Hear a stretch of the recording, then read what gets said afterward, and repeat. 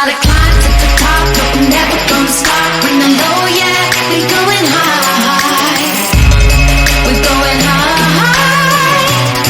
We're going high. We're going high.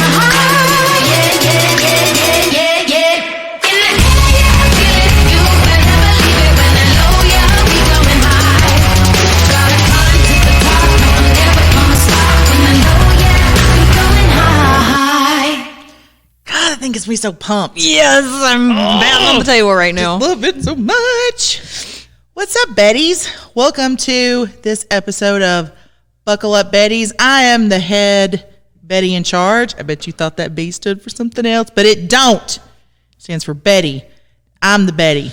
Ashley Morrow, your hostess, and I'm here with my friend Kristen Wallace, who's this really, would you call yourself a life and health coach or a health coach? What exactly would you call yourself? At this point, it's health and mindset coach. Oh, mindset. Yeah, mindset. Dang it, that's a good word. Anyway, so Kristen is here, so we're going to be talking about healthy goal settings for 2020. Now, I know sometimes when people hear healthy, they think diet better, exercise more. Well, literally, probably everybody on the planet could eat better and exercise more.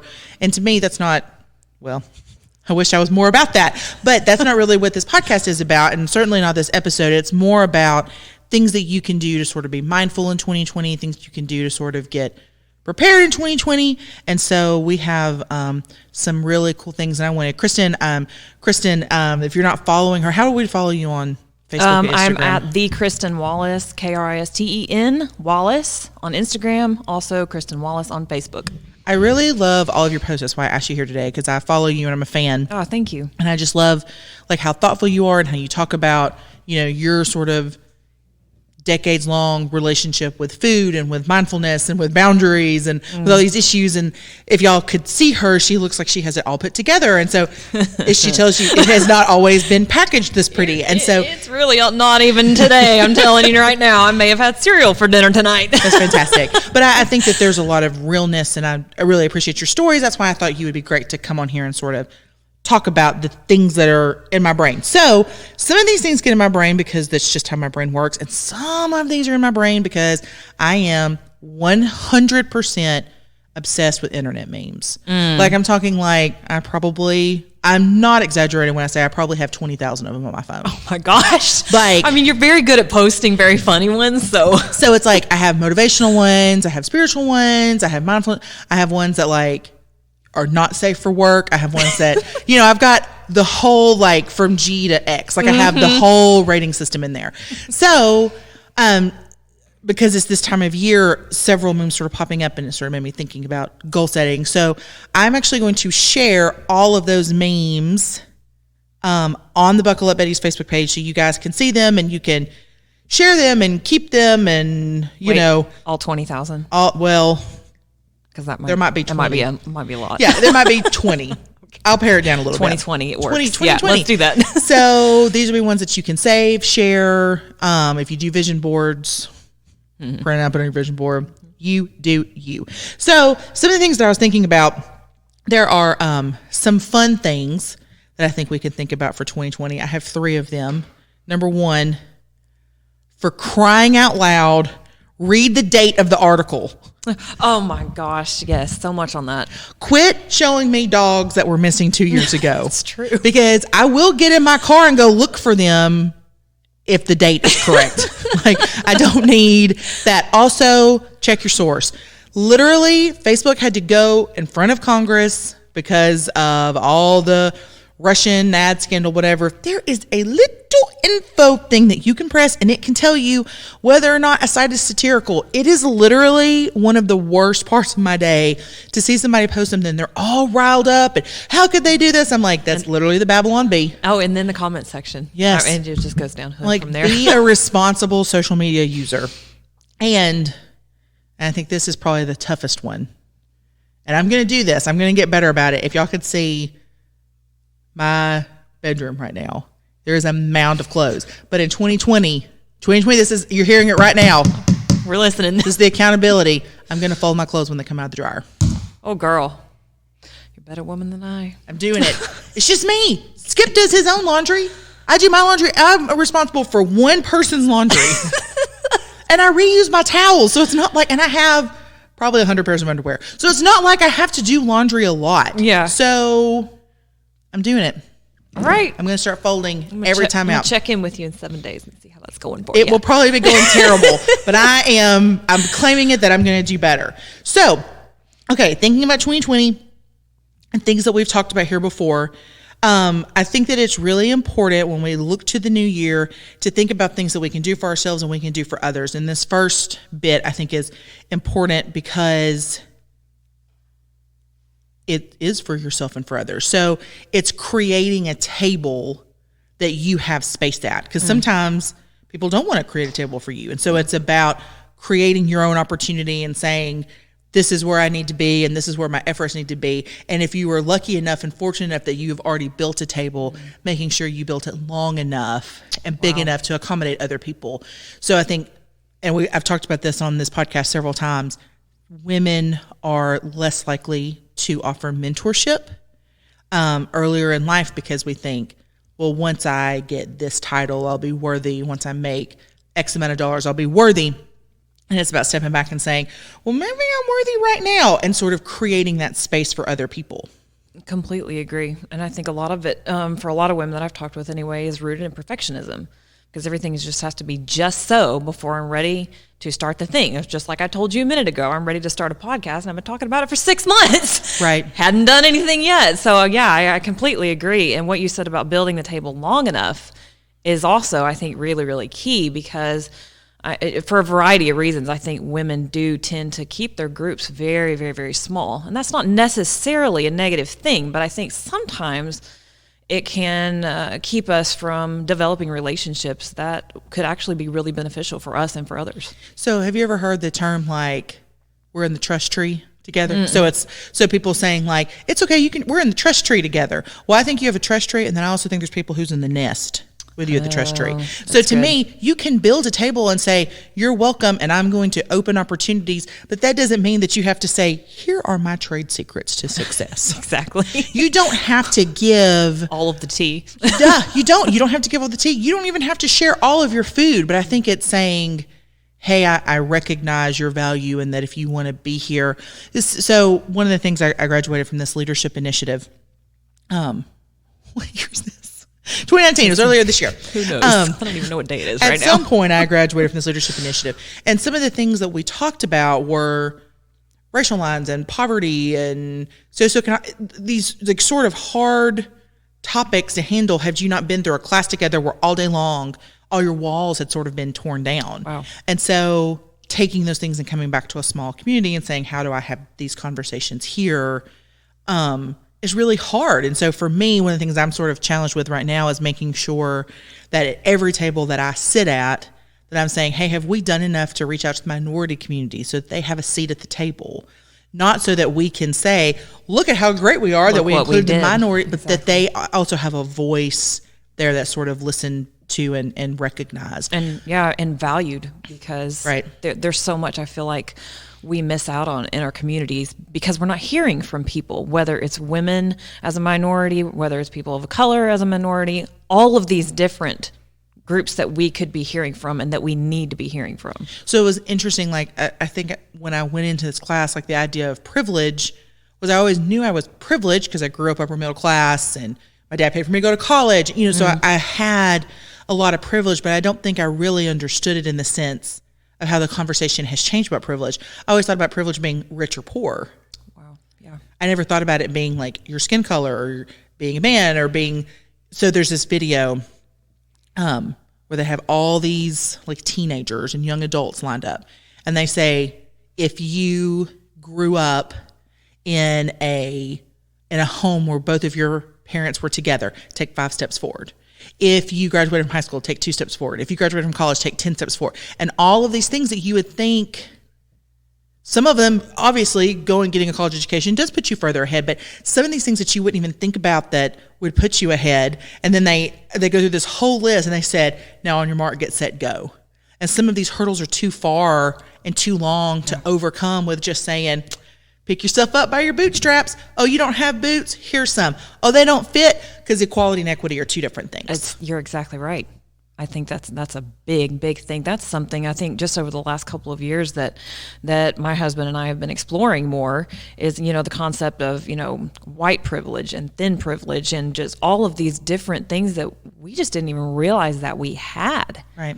And it's so funny easy that to you say overlook thin them. privilege, because Lizzo, is that how you say her name? Yep. Lizzo. So she's like this up and coming rapper or whatever, and she's like really sort of provocative because she's this, heavy, sultry, whatever. And I saw this meme, because of course I'm the meme queen, and somebody was talking about, stop talking about Lizzo, because they were saying that she's celebrating fat culture. And they said, she is not, are you telling me that some thin girl who looks at Lizzo says, I want to be fat like her? That's not what she's saying. She is creating a space for bigger people to say, I am worthy. There is beauty in me and on me. And then I can start there. That right there. Because it's not, health so much. You hear people say, well, smaller is always better. It's healthier, it's more valuable. And that's a lot of the work that I do with women, is helping them uncover these underlying beliefs that we have about health, about our worth as women and as people. And I think what you said right there about her is very, very important, because she's creating that space that me, as, a white woman that lives in a smaller body, I can't give that the way that she can give that. And I think that's very, very important to have those and to be willing to have those conversations. And girl, it ain't easy. No. The uncovering that I myself have done around that it's been hard. It's been very, very hard. But then I think that it's for those of us who already have a table, making sure she has a place to sit there and speak. Yeah, that's beautiful. And that her words can be celebrated and heard. A lot of times just being listened to is more important than being seen. That's so true. Being heard, being recognized.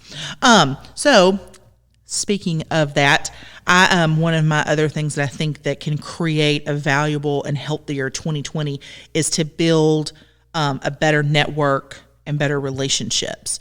So I saw a meme, this is going to be on our list, and it says, you can't change the people around you, but you can change the people you allow around you. So true. So we were joking about boundaries when you came in. I think you have a great sort of your ideas on boundaries and setting healthy boundaries is one of the reasons that I was like, hello, Christine, would you like to be on the Book Club Fitness podcast? Yes, boundary setting. Wow. This is speaking to me right now, because it's, again, the last couple of years, that's been something that I had no clue how to set for, all of my teen years and most of my 20s. I didn't know what that looked like. My personality type is one that loves to help, and I'm not talking about I'm going to bring you chili when you're sick, although, I could do that. But I'd much rather provide emotional and mental support for those that are close to me, and, sometimes even people that I don't know that well, if I can be that. The problem is I let a lot of that come into me. And I take in a lot of that energy, a lot of the responsibility on myself, instead of saying, man, I want to listen to you. I know it's important for you to be heard. Right now, I don't have the space for that. I need for you to talk about this with someone else. And the closer that person is to me, the harder it is for me to draw that boundary and then stick to it, because I think, oh my goodness, if I don't listen to them, they're not going to be heard. They're not going to have anybody to talk to. What might happen? And then it'll be my fault. But that again goes back to that shadow side of myself, that ego side that wants to be the one that helped. Right. I'm sorry. Skip, is your mic on? Can you turn it on? So I'm bringing in the husband. Some of y'all might not know, my husband is actually, among many, many wonderful things, he has his master's in counseling. And he and I were talking about, I have a family member who I have a very difficult relationship with, who has now been put into an assisted living facility, and the visiting with her has become harder and harder. And I was telling him, I feel so obligated to come meet with her. And he was talking about altruism. And he was talking about how altruism is fine until the cost is too much, until it costs you too much to go. When you overspend your altruism. That's good. And then, can you expand on that? I'm sorry. I just think you're so brilliant, and you're looking at me like I'm crazy. Oh, his mic won't turn on. Never mind. We may do a husband and wife episode later, because he did really, really good on that. We were driving across the bridge, and I was like, dadgum. I literally put it in my note for this episode. And so the idea that like, you just can't pour from an empty cup. It's so true. I had a very similar experience with a family member as well, that for years and years and years I just tried, and I was there and I listened and I helped wherever I could. And at some point it started seeping into my personal home life and affecting the way that I was, my mood around my kids and my husband, and just became too much. It was too emotionally heavy for me to carry it anymore. And it was really, really hard for me to draw that boundary. And again, of course, talked to my therapist about this, and she is like all about it. She said, Kristen, you're going to need to do this if you want to be a healthy person at all, ever. So, well, and I also think we've sort of jumped into the deep end on it, but even on like the most surface level, because I have a large social media following, and because of all the things that I do, I probably 3 times a day have somebody reach out about selling some MLM, network marketing, whatever. And so that part of building relationships and setting boundaries and all those things sort of come in my mind, because it's like, nice, you think that my network is worthy enough and that my sales effort would be enough that you would make money. And that's nice of you to recognize that. But that continuing of like saying no, it sort of takes a little bit out of me, because you don't want to be a turd. And so I sort of have this boilerplate. And I say, wow, thank you so much for thinking of me. I'm very flattered. Unfortunately, I'm not accepting any new opportunities right now. I love the way you put that.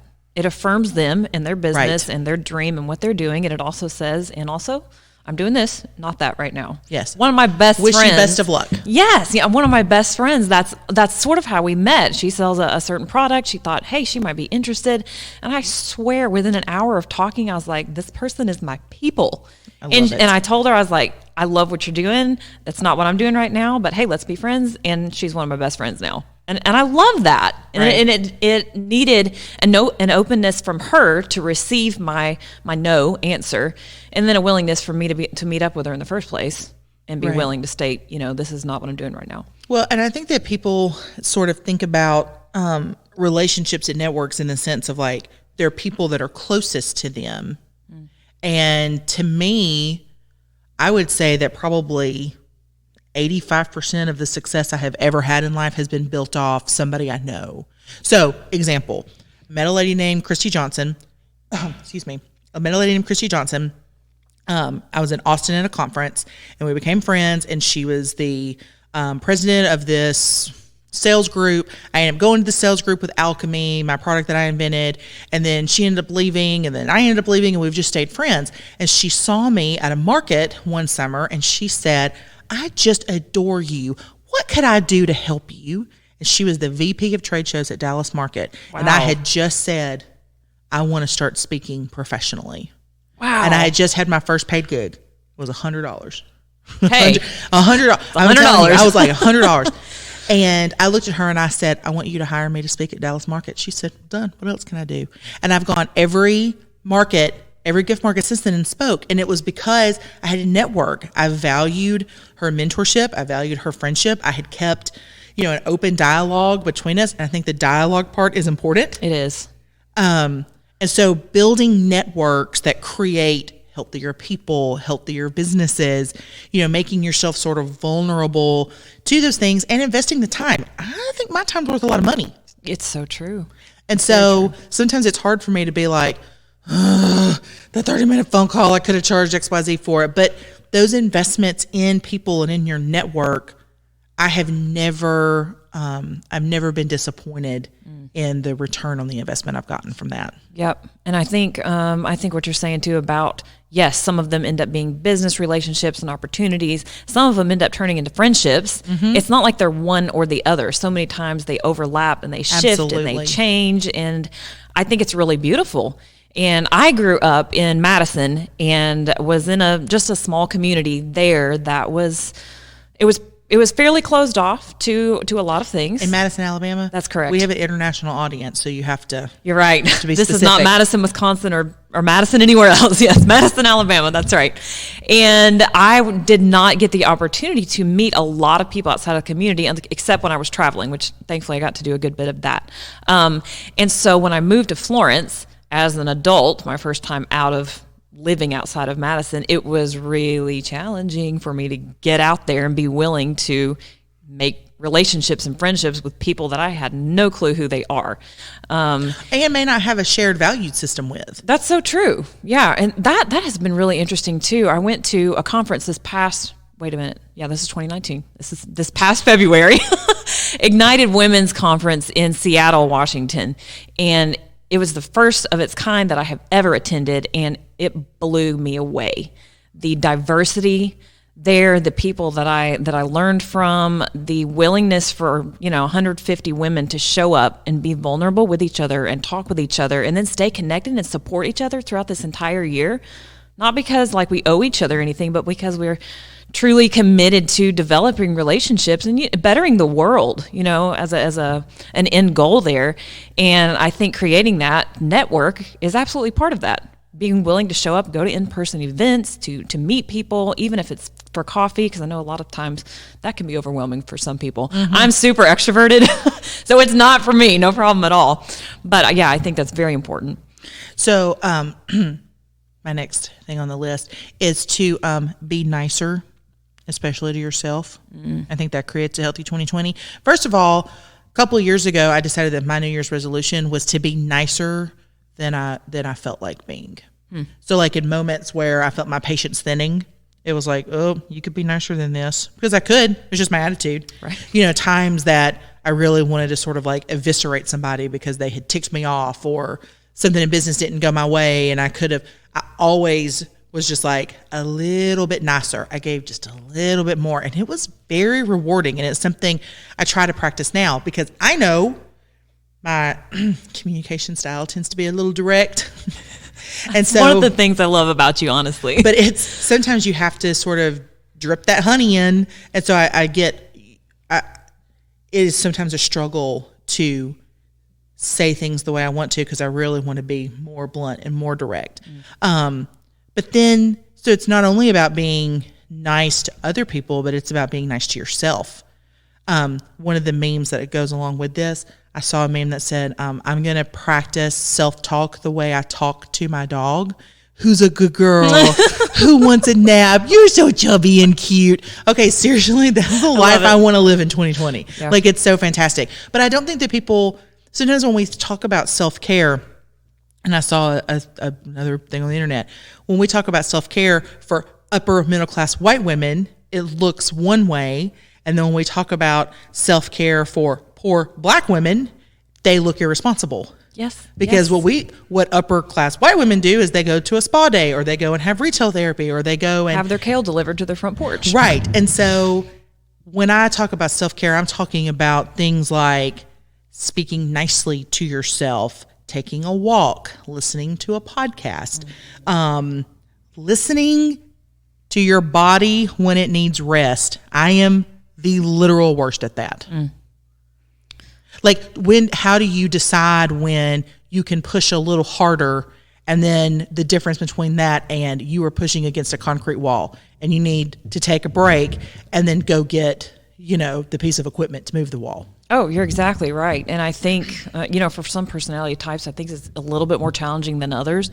But I think it comes down to practice. Like, the more that we practice listening to what our bodies are trying to tell us and picking up on those cues, the better we get at honoring its needs, whether that's around rest or eating food in general. Because I have noticed with all the women that I've worked with, that's one of the biggest things is not eating enough food during the day. It's really important.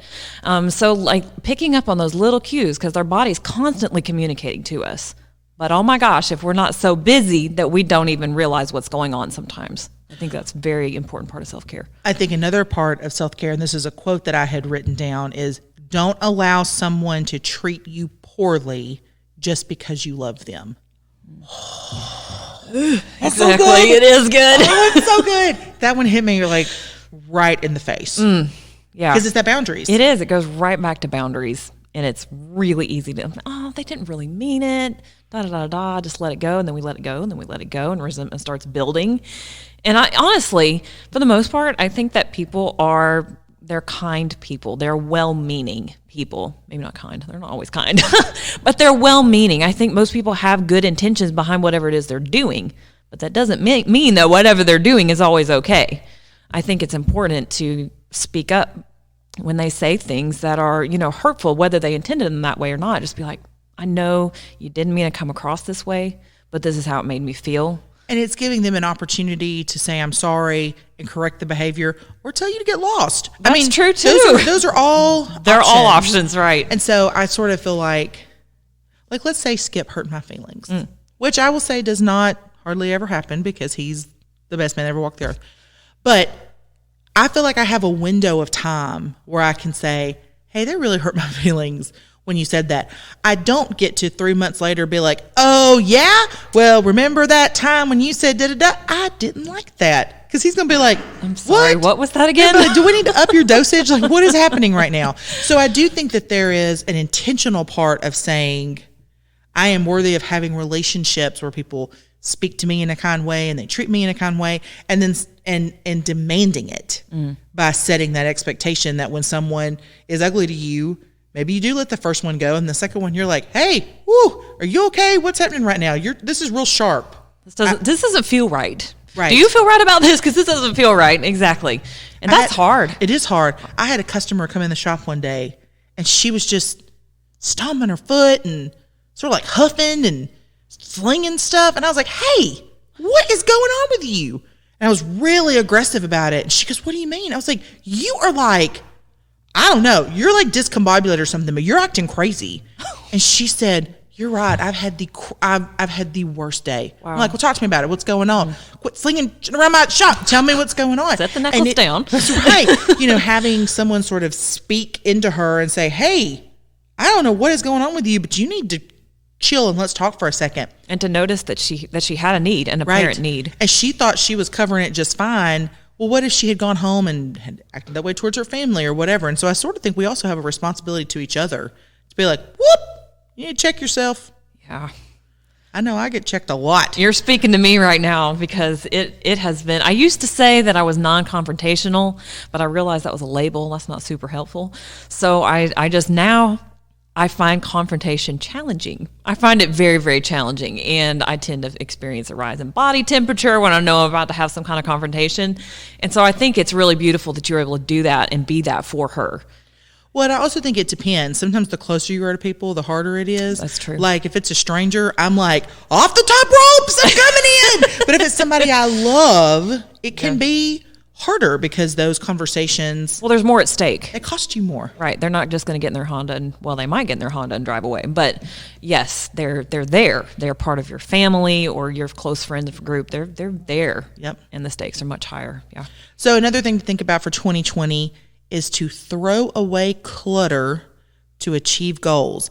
And I am not necessarily just talking about the shit corner, like the chair that has all the stuff piled up, even though we're folding our clothes, right. 2020, we're getting rid of all that.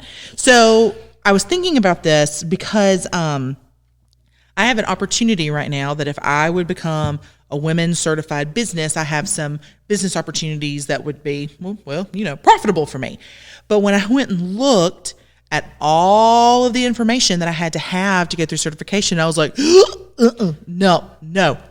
This will take me 45 days. I cannot do it. It was just so overwhelming to me. So I had coffee with a new friend who happens to be a grant writer. And this just came up in conversation because sometimes the Lord does that.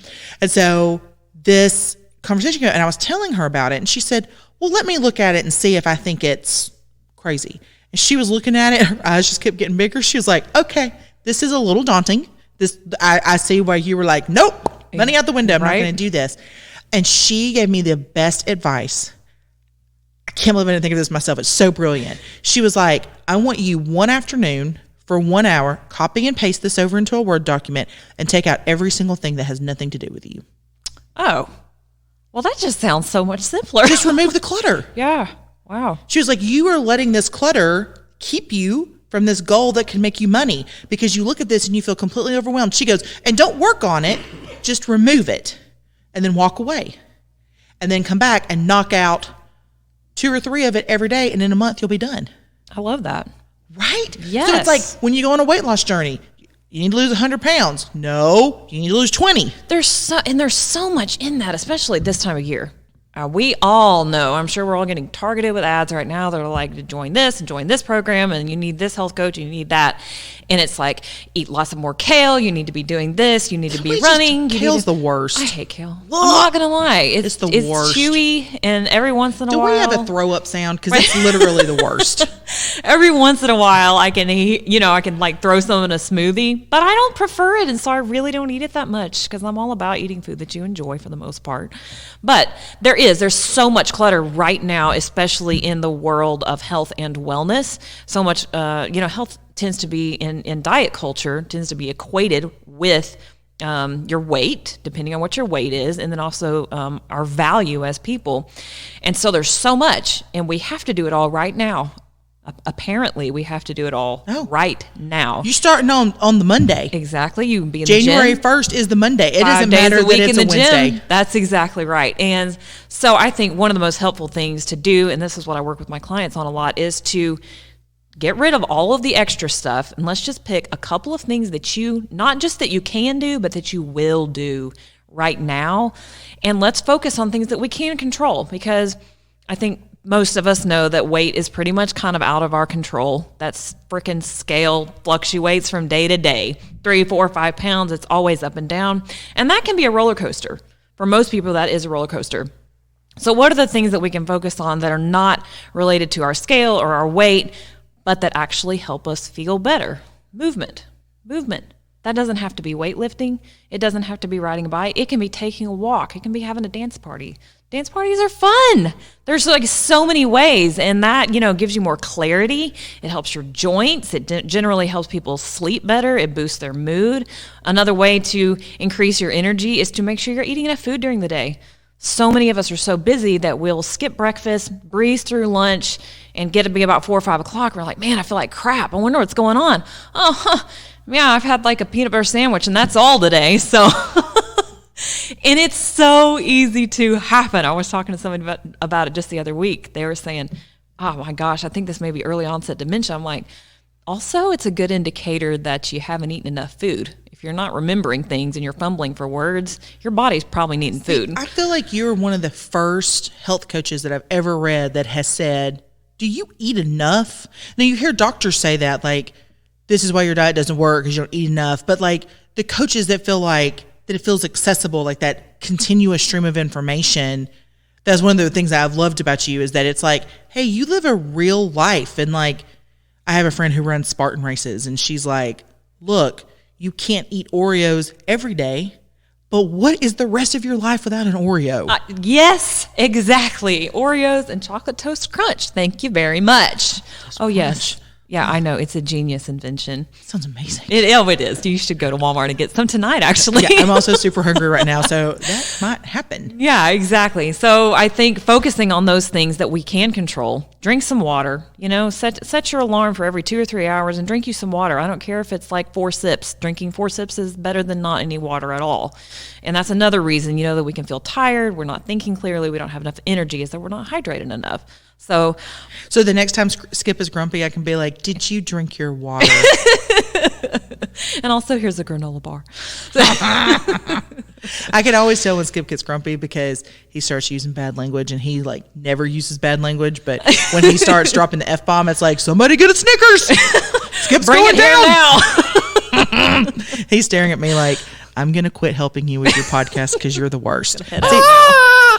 Yeah, he's over there crying. Okay, so another thing that I think is important to think about for a healthier, more positive 2020 is to worry less. Now, some of us, I have lots and lots of anxiety. I am not medicated. Skip said yes. I am not medicated for it. That will probably not be that way for too many more years. But I saw this quote, and this is where this all came from. Your life is what you pay attention to. So if you're paying attention to the worry, if you're paying attention to the negative, if you're paying attention to all of these things that don't sort of feed you in a positive way, then that's what your life becomes. It becomes, sort of chaos. If you pay attention to the drama, if you pay attention to the chaos, if you pay attention to all of those things. This is another quote. Don't worry about what goes on in a house that you do not pay the bills in. Yep. Comparison trap, anyone? Awful. It's the worst. But I really think that for me, I think as somebody who struggles with worrying too much, because I'm one of those people that's like, I would like a plan A and a B and a C and then the D and K. And I can make myself crazy, and I have to really sort of walk away from it. And I'm lucky that I have a partner who's like, hey, you're acting crazy and you need to beep, beep, beep, beep, beep. You need to back it up a little bit. Because it's so easy for that to become your life, to just sit and worry and overthink things. That's true. And I think I was listening to a Headspace. I don't know if you do Headspace meditation. It's a guided meditation app. No. It's the world's best. I'm not joking right now. I'm going through the anxiety pack right now. I think it's a 30-day, and I just do once a day for 10 minutes. And the guy on there, his name is Andy. He does a very good job at helping you recognize when these feelings are coming, but learning to just let them be there. I have a tendency to want to push the feelings away, whether I'm feeling, anxious or ashamed or something like that, to engage with them and by pushing them away. I don't usually let them come in and just sit, and I'm like, oh my gosh. No, I'm like, I'm going to fight you tooth and nail. You're going to get out of here and bring my sunshine back. But that's another form of engaging with the feeling instead of letting it come and tell me, what it needs to tell me, and then letting it go ahead and pass on through. And he likened it to a storm when it comes through. You see all the storm outside, you see the clouds, you see the lightning and the thunder. Are you standing outside of your house, or are you sitting inside of your house observing the storm? Ooh. And I thought that's powerful. Yeah. Because then I can see that it's there, and I also know the sun is right behind it, and it's going to pass over. And I'm there, but I'm not actually in the swirling mist of tornadic whatever fever that's going on out there. Yeah. See, I'm the one in the tornado going, someone call the news and let's get the tents together because people are going to need a place to live. Like, I'm in the middle of it trying to make a plan for how it's going to be better. And it will literally, it can overtake me sometimes. I see what you're saying there too. I know can be a strength, because you have got some fantastic contingency plans. I know, because I had a good friend that was like that, and she was outstanding at just being prepared. And I also know that so many times, whatever our strength is, has that flip side. So a lot of entrepreneurs sort of struggle with anxiety and worry, and it tends to be what makes your business a little better, because you're thinking a little bit more ahead and a little bit more strategically, like, how can I cut costs to be able to bring in more benefits for my employees. And just is that sitting up at 2 a.m. and like thinking about your customers and thinking about your employees and thinking about your culture. And those are the things that drive great entrepreneurs. Those are also the things that can drive great entrepreneurs straight to the pharmacy for a prescription for crazy pills. Right. And so it is a tough balance between making sure that you honor that part of yourself that is great and makes you a great business person. And then when do you have to say, nope, I gotta cut that off, because now I really am just worrying. I'm not strategizing. Now it's, I'm working a little extra when really my body's saying you need to stop. And so it's that sort of self-awareness that comes around that. Yeah. And it's hard. It is very hard. I've taken the month of December off myself from writing and doing much work at all on my business, because I was this close to burnout. And I didn't even realize it. I sat just exhausted for a week and a half and starting to think, oh my goodness, I'm becoming depressed. And Andy suggested, why don't you take a couple weeks off of work, like plural, more than 1 week? And I was like, no, I can't do that. What will people do without me? Right. There is a self-importance factor that comes there with that. is. There very much is. But then after I sat and thought about it, I thought, that feels really good. Yes, let's do it. And I swear, I kid you not, this has been one of the most restful months, even with the holiday season, that I've had in a while. So this past Saturday, Skip and I went to go find new couches. We had our little savings of money for our couch fund, and it was terrible because Skip is like, I want whatever you want. And I'm like, well, I don't know what I want. And it was just awful, terrible, no good fun. And then when we got home, it was like one of the first Saturdays that I had not been at our retail shop. And I was like, I feel so lost. I was like, I don't even have a couch to sit on. Like, I think I'm going to go do a Facebook Live. He was like, don't you dare get off that couch. He was like, you sit there in yourself, by yourself and you watch this TV and you eat that dip and you be happy. And I was like, I'd be a lot happier if I was selling something. He's like, no. And I apparently have to have people who tell me no, because I apparently won't tell myself no. But it's nice. It's nice to have that allowance. Yes, it was like I needed him to give me permission, not because like he is in charge of me, but because I was not affording myself the permission. Well, I think that's where, going back to building better networks, building better relationships, people who can see that in you and say, hey, have you taken a break lately?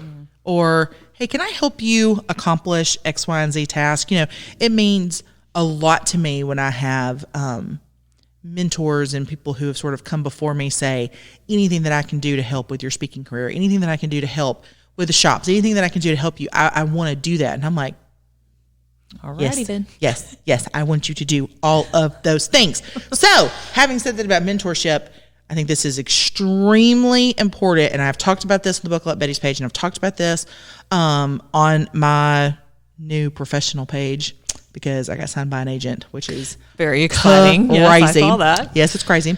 So if you get a chance, go like Ashley Morrow. It's my official page. It's Ashley Morrow Official on Facebook. I'm going to speak a little louder. Go check it out, y'all. Do it. You won't be disappointed. It's so fantastic. Also, I'm doing a Facebook Live on there in about a week. I ordered some of those magnetic eyeliner lash things, and it's going to be fantastic. Oh, wow. Anyways, one of the concepts that we talked about, and this really hit home for people, was don't take criticism from someone you wouldn't take advice from.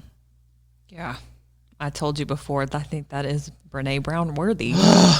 Listen, how many times have we let other people sort of decide what about us was worthy? It's so true. And give their opinions, which opinions are a dime a dozen. And a lot of times there are things to be learned from other people's opinions. But sometimes the people-pleasing mentality comes into play a little too much. And I don't know about everybody else, but I can sometimes be like, oh my gosh, I didn't realize it came across that way, or I did that, or whatever. When the fact of the matter was that I didn't actually come across that way, but the other person perceived me that way. And so it's challenging sometimes for me to make sure that I don't water down my message or shift the hard things that I talk about around, diet culture and wellness and things like that to make it more palatable for the rest of the people. And so I think that's it. I think it's not about just like doing what you want, where you want, and there's no consequences, because I'm fantastic and I'm not going to take criticism for you. I don't even know who you are. It's giving yourself permission to say, you know what? I hear that. I reject that. Yeah, it's so true. I had a guy that worked for me one time who we were talking after hours, and I said something smart, and he said, Ashley, it's such a shame that more people will not be affected by your words and by your energy and by your thought process. And I was like, well, what do you mean by that? He said, well, look at you. No one would ever put someone who looks like you on television. Wow. Right. And so, of course, being who I am, I'm like, excuse me, sir, is this thing on? We need to have a talk about your attitude. Yeah. And so I said, hey, that's absolutely not okay for you to speak to me that way. But then it sits on you. It does. And it stays on you for a long time. And I think even more so than I thought it did, because that was in 2011 when he said that. And I don't know that I gave it much thought after that until 2017. I'm sitting in the Home Shopping Network. They have rolled out the red carpet for me and my product. I'm sitting in this chair. They're fussing over my hair and makeup. You would have literally thought I was like one of the celebrities that was in there that day. I had this really nice green room, and I'm just sitting there and I'm thinking, how you like me now, Darren? Put that in your pipe and smoke it. Right. I mean, so sometimes it's saying, hey, you know what, that criticism, I'm going to reject that. Yeah. Because I don't find value in criticism that doesn't help me. What does it help me to tell me that I'm never going to be on TV? I didn't even want to be on TV. No. Now I want to be on TV just so I can have a hashtag buy Darren, hashtag go fuck yourself, Darren. Like that is what like my goal is for that to be a trending hashtag, because the cruelty of that. And so it's interesting when I speak and tell that story, the women that come up to me and say, I have a Darren, but it's my mother. Wow. I have a Darren, but her name is XYZ. I have a Darren, but it's my husband. These women who come and say, I didn't know what to call that, but it's not allowing someone to treat you poorly just because you love them, Right. and learning where that criticism, where that line is. Yeah. It's tough. Yeah, exactly. And when it's people you work with or family members, the lines have to be drawn, and it makes it hard. Like we just talked about, and so many of the comments are so incredibly shaming, Yes. and culture kind of underpins it in a lot of ways. Well, The because culture- internet trolls are a thing. Oh, they are. Yeah. I got trolled one time. It was really funny. Was this like a funny troll or like a horrifying troll? I thought it was horrifying at first. AL.com did an article on me going on Home Shopping Network, and somebody put, well, that's what happened to so-and-so from Star Trek. And I was like, I was like, it's Ow. a monster. I just know it. And I went and looked, and she was a super hot girl. And I was like, okay, I can take this level of trolling. I'm ready. But then it taught me, don't ever, ever, ever, ever, ever, ever, ever go read the comments about Read the yourself. comments. People ask me all the time, like, how do you do these Facebook Lives? I'm like, because I don't ever go back and watch them. I don't either. Oh my gosh, I thought I No. was the only one. No. Now I'll go and I'll respond to comments, but I do not go back and watch those fuckers. Because then you're like, oh my God, what was happening with my face? Did I just pronounce I that way? Do I really look like that? Is that what people look at when they see me? I mean, you can literally you could just pick yourself to shreds. Betty's, if you are trying to grow your business with Facebook, don't go back and watch the videos. Touch and go, touch and go. Yeah, you'll never want to do another Post and one. go. Yeah, just be done with it. Yes. Because it is what it is. And people don't care. I have found that even me, who has very little self-confidence issues, I will find sometimes that when I am putting on my makeup, I will stare at the part of my face I dislike the most, my double chin. And I'll just be sitting there staring at it, and I'm like, that's so gross. I need to eat. And I'll just find myself just like spiraling. And then I'm like, bah, bah, bah, bah, bah. Literally, no one is staring at my double chin. And if they are, I'm going to punch them in their face. Like, that's going to happen. And so I think it's sometimes catching yourself with this positive self-talk and realizing the criticism sometimes is from you. Right. I'm not saying don't take advice from yourself. I'm saying I think we are really, really hard on ourselves. Well, and I think it goes back to the points you made earlier about showing yourself love and respect like you do to other people, because it's going to be very hard for us to show the love and respect that we want to others if we're not giving it to ourselves. Like you said, we can't pour from an empty cup. And if we haven't developed a deeper level of respect and appreciation for ourselves, I'm not even saying love at this point, because sometimes loving yourself is hard, but respecting ourselves is always within our power. Until we cultivate that within ourselves, it's going to be hard to genuinely show that in a deep way to other people. And it comes out in our businesses too. Yeah. And I'm only 14 months in. You've got a lot more time under your belt than I do. But yes, I'm road weary at this point. Oh, the businesses. And hey, listen, what I think is really important about all this, and it's our next meme, is that you already have what it takes to do this. The fact that you listen to a podcast like this, the fact that you read the books and you have a mindfulness, you already have it. It's recognizing that you need it, recognizing that it's important, and honoring it, which you do by listening to stuff like this, podcasts like this. Buckle up, Betty's, yes. exactly. You already have what it takes. That sort of fear of failure keeps so many people from not jumping off, but even sticking their toe in to check From the even water. taking one small step of action. Yes, because we're scared what is going to happen. Well, let me ask you, what is going to happen? What is the worst thing that can happen when you take that first small step of action? Whatever that is, whether it's posting something or doing your first Facebook Live for your business, or whether it's, trying out a weightlifting class that you're really interested in, but you're worried about, what are people going to think? Whatever it is, what's the worst that can happen? Write it down. You could fall flat on your face and it could become a YouTube sensation. It could literally be the failure that launches your career. That's a You thing. never know, exactly. And if the worst thing happens, what then? Does it keep you from taking a different step of action, or can you look at it and learn something from it? I love it. All right, Kristen, tell us a little bit about your business. Yeah. So my work is to help women move from diet culture and body shame to food freedom and body respect. And it's something, diet culture is ingrained, I think, in a lot of Western culture. And it's a system of beliefs that equates thinness with wellness, health, and desirability. It attaches morality to food, like good and bad foods, or I was so good when I ate this or that or whatever. Oh. Yeah. It equates it equates thinness with good health and perpetuates the idea that people's worth increases or decreases based on their body size and or food choices. And then another big aspect of diet culture is that it's not body inclusive.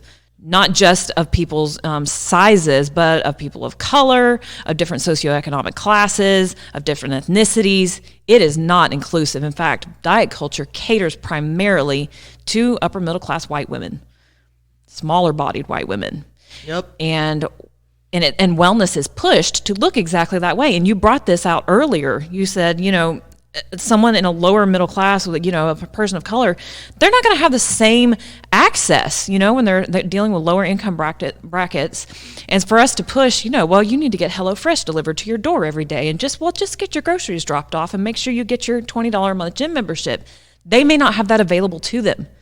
But how often do you see people putting out ideas and suggestions for lower barrier to entry options? Like you said, taking rest, eating some food. I'm not even telling you what to eat, but eat some food throughout the day, things like that. And so dismantling diet culture is sometimes, and there are hundreds and hundreds of women out there talking about this that are doing the work to dismantle this and have these conversations around this. And sometimes I know I feel like this, and a lot of people do. We feel like we're beating our head against a wall because diet culture is everywhere. It's in TV shows, it's on magazines, you hear it everywhere. You'll read a book about business, and one of the first examples they'll talk about is, when XYZ, you're trying to, make sure that you lose weight. And it's always this very outcome focused, and it's always around our size and our body. It's nothing else. I literally don't hear anything else from diet culture about what health is. It's smaller, and it's a smaller size, and it's a lower weight. And so dismantling that is a big part of my work in helping women to uncover where these beliefs came from. They usually stem from somewhere in childhood, the relationship with food. How did their parents, treat them as children? What were they treated like in school? And so they start to uncover those things and understand, where their beliefs came from.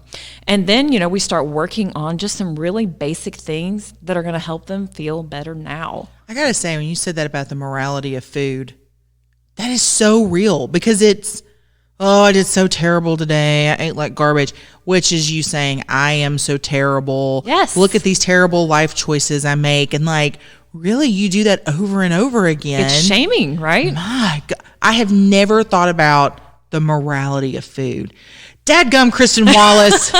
Okay, guys, if you want to connect with Kristen, I do have her tagged in some things about this podcast. I will make sure to tag her when this gets posted and tag her in the memes. Connect with her. Send her a message. Yeah, absolutely. Be her client. That is so great. Thank you so much. Thank you. This has been an absolute pleasure and blast as well. I love it. I can't wait for you to start your podcast. It's going to be great. Thanks so much. All right, Betties. Thanks for tuning in. We will see you in the new year. Catch you later. Love each other.